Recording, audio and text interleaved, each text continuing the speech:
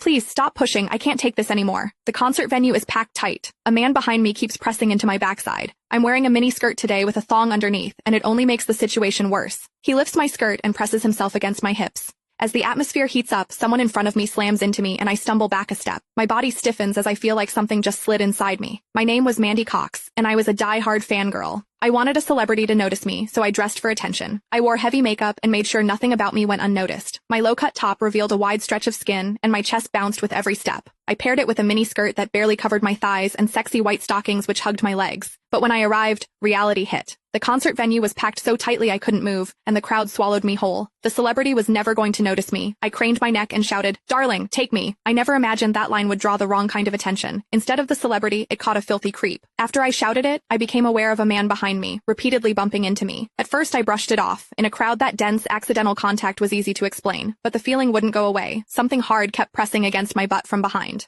I assumed I'd accidentally backed into his hand where it rested behind me, so I turned and offered a polite apology. "Sorry, I didn't mean to bump into you." He paused, then flashed a leering smile and said, "It's okay, I don't mind." When I turned back toward the stage, I felt him press against me again, more deliberate than before. I kept my attention on the celebrity on stage and shut him out. The man became increasingly brazen, pulling up my skirt and pressing close against my backside. I had only a thong on underneath, which left my butt exposed. I felt his touch directly against my skin and assumed it was his finger. Only then did I realize something was wrong. The pressure was warm and solid in a way a finger could never be. My mind lurched as the truth hit me. In the 20 years of my life, this was the first time a man had ever molested me. Fear surged through me, sharp and overwhelming, and my body reacted with an instinct to flee. But there was no way to move. The concert floor was packed wall to wall, leaving me stuck where I stood. I drew myself tight, bracing as if tension alone could keep the fear out. As I did, my hips closed around the man's so-called finger, trapping it between my cheeks. An unfamiliar sensation followed, and warmth rose to my face. What confused me was that I didn't recoil from it. There was a muted comfort to it, and against my will, it sparked a faint sense of expectation. The man behind me seemed to take it as a signal.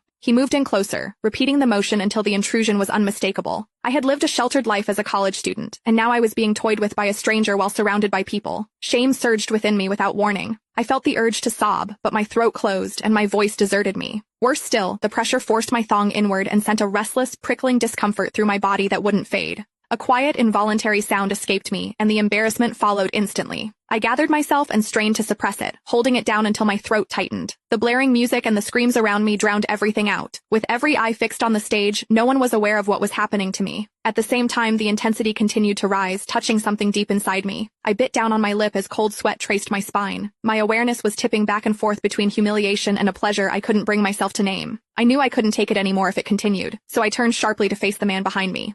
Click the link in my bio to get the full story for free.